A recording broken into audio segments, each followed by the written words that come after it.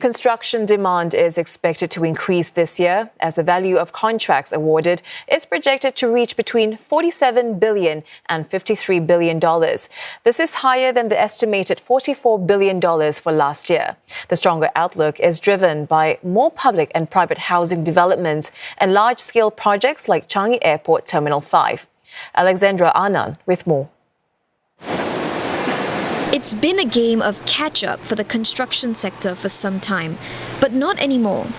The completion of the last pandemic-delayed projects kept a busy period for the industry. In just the last 5 years, more than 75,000 new BTO flats were built. Last year's construction demand came in better than what the Building and Construction Authority had expected. And with housing authorities on track to exceed the target of 100,000 new build-to-order flats by this year, that demand is expected to climb further. We came from the deepest crisis that both Singapore and the built environment sector had ever faced a few years ago, to 2025 when we are looking at a very significant pipeline of construction projects to build, rebuild, rejuvenate, and advance Singapore as an island city-state.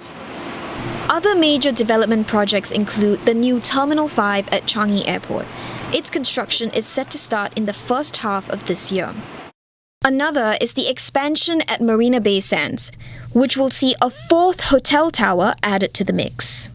Looking further ahead, construction demand between 2026 and 2029 is expected to range between $39 billion and $46 billion per year. National Development Minister Desmond Lee says there are other major upgrades in the pipeline. These include new community facilities, waste management plants, and school rejuvenation plans. As demand for construction activities grow, the built environment sector is doubling down on efforts to increase productivity. More than 15 projects have begun piloting what's known as collaborative contracting. It aims to deepen coordination between developers, consultants, and builders. Building authorities are adopting international best practices to guide such relationships, but is also adapted to local needs, such as the inclusion of current regulations and dispute resolution. Collaborative contracting is definitely the way forward, as opposed to our traditional advisory form of way we contract, especially so for large-scale project, complex project, and project that last a long time.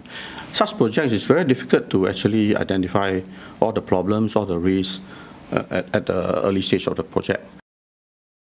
The last thing you want is for different parties to be second-guessing what will happen and to be on their guard whether there will be a dispute.